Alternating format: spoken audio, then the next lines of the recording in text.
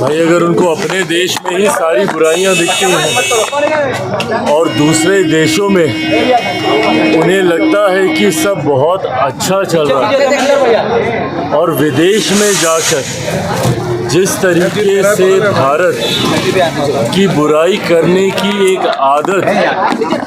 राहुल जी की बन गई है, ये कहीं ना कहीं गलत राजनीति की परंपरा की शुरुआत है। आपसी मतभेद जरूर हो सकते हैं और सत्ता पक्ष विपक्ष में हमेशा से रहे, पर विदेशी मंच पर जाकर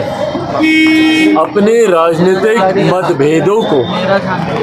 अपने व्यक्तिगत राजनीतिक लाभ के लिए इस तरीके से इस्तेमाल कर अपने ही देश की बुराई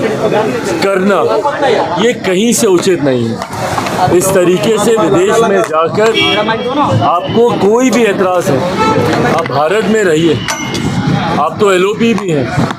आप सरकार के समक्ष अपने सुझाव भी रख सकते हैं,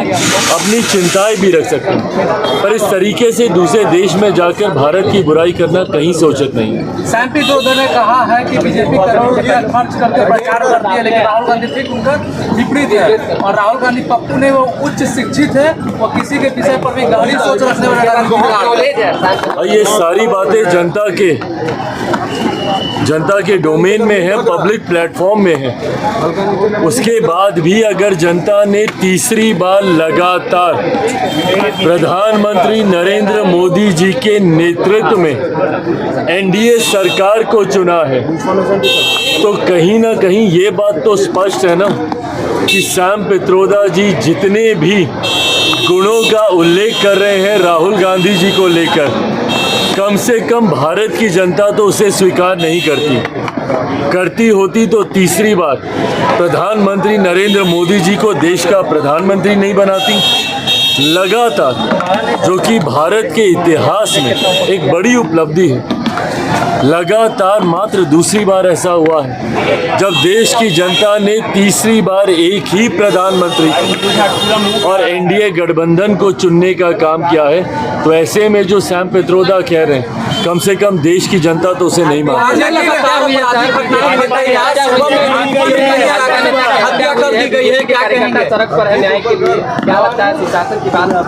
नहीं, देखिए ये सब चिंता का विषय तो है ही। अगर इस तरीके से अगर हत्या दिन दहाड़े अगर कोई करता है और अगर अपराधियों का मनोबल इतना ज़्यादा बड़ा है, तो ऐसे में ज़रूरी है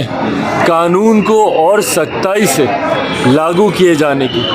जब तक अपराधी के मन में भय नहीं आएगा, तब तक इस तरीके की घटना घटती रहेगी। मैं पुनः आग्रह करूंगा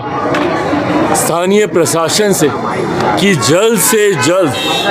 जो भी दोषी हैं उस पर कड़ी कार्रवाई करें और कानून के डर को कम से कम अपराधियों के मन में स्थापित करने का